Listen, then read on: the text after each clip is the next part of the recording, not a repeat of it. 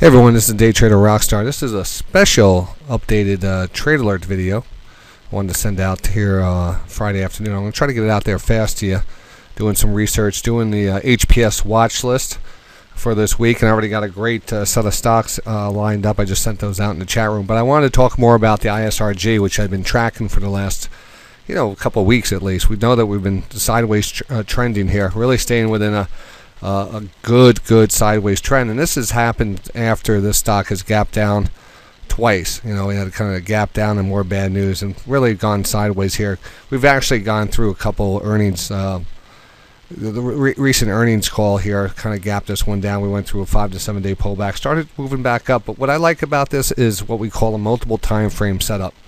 Now, if we look out on this chart, you can see there is a possible 1, 2, 3 pattern way down here under $300. But what I want to talk about is this one technique that I like to trade off of. It's called multiple time frames. We talk about a shorter term time frame. We don't look at the daily. But in this case, the daily is already oversold. But what I pay attention to is the 60-minute time frame, the 15-minute time frame, and the 5-minute time frame. And you could really even go bring it down to the 1-minute time frame. But really at that point, you got it pretty much everything lined up that you want to see.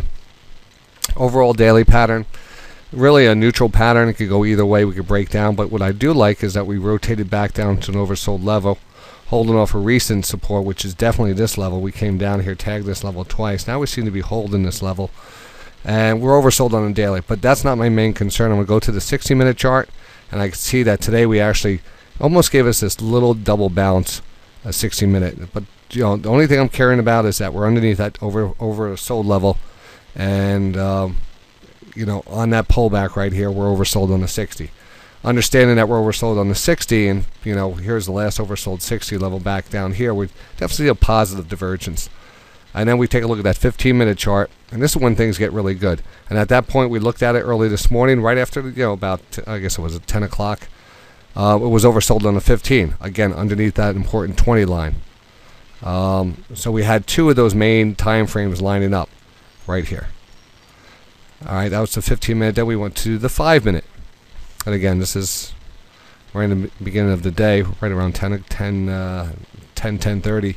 And right here, we actually have a kind of what we call a coil stochastic on the 5-minute, just getting into oversold. And here is that same level on all those time frames. So this really becomes an HPS type of zone.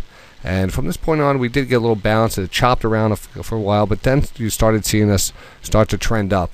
And we're starting to see that trend happen on the 60-minute chart a little.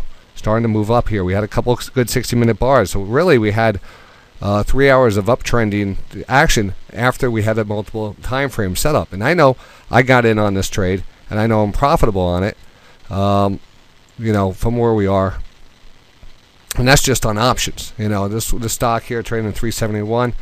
We prefer to buy a couple calls on this, and just kind of understanding that we have a great opportunity for a pop over the next couple of days, and that means early next week.